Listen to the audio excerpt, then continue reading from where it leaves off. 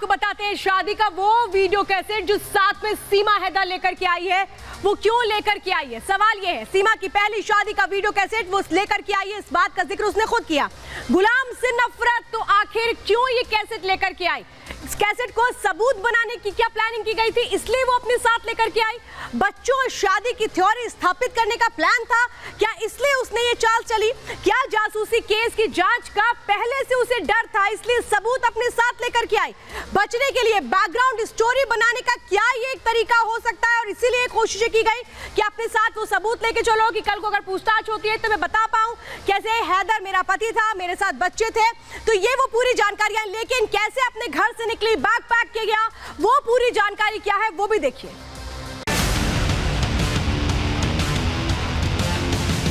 तो ये इस वक्त जहां पर हम मौजूद हैं, ये है सीमा हैदर का कराची वाला वो घर जहां वो अपने 4 बच्चों के साथ रहती थी। 2022 तक पिता भी साथ रहते थे, लेकिन 2022 में पिता का इंतकाल हो गया। इसके बाद जो सीमा हैदर है वो अपने इन 4 छोटे बच्चों के साथ इसी घर में रहती थी। अब उसकी प्लानिंग चल रही थी मार्च में, जब उसने सचिन से शादी की नेपाल में, जैसा वो दावा करती है। उसके बाद क्या प्लानिंग थी कि अब तो भारत पहुंचना है। अब इसके लिए वो एजेंट्स के पास गई, किसके पास गई, इसकी जवाब तलाशे जा रहे हैं। लेकिन यहाँ से वो प्लानिंग की गई थी जिसके बारे में उसके बच्चों को भी नहीं पता था, जिसके बारे में उसके पड़ोसियों को भी नहीं पता था। हर दिन की तरह वो 10 मई को इसी तरह से अपने घर पर बैठी थी, तैयारी कर रही थी, सामान पैक कर रही थी, और सामान पैक करने के साथ साथ बच्चों से कह रही थी नहीं चलना है, लेकिन कहाँ चलना है इसके बारे में कोई जानकारी नहीं दी गई थी। अब आगे के लिए उसने रास्ता क्या तय किया था, किस तरीके से वो निकली थी पाकिस्तान से, चलिए वो बताते हैं आपको। तो ये देखिए, ये जो गाड़ी खड़ी है ये सीमा हैदर ने बुलाई थी। अब क्या उसने आगे का उसका जो मकसद था वो क्या था, समझिए। सीमा हैदर ने ये गाड़ी बुलाई, इसके बाद अपने बच्चों से कहा चलो हमें तो चलना है। अपना जो सामान उसने पैक किया था वो इस गाड़ी में उसने रखा, अपने 4 बच्चों को उसने बिठाया और इसके बाद आगे के सफर तय करने के लिए निकल पड़ी। लेकिन तब भी उसके पड़ोसियों को, उसके बच्चों को ये नहीं पता था कि वो पाकिस्तान से भाग रही है।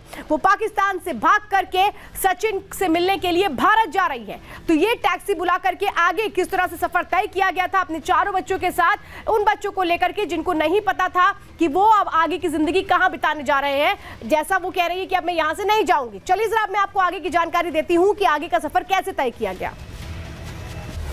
तो ये देखा भी आपने कैसे घर से निकली सीमा अपने 4 बच्चों को लेकर के।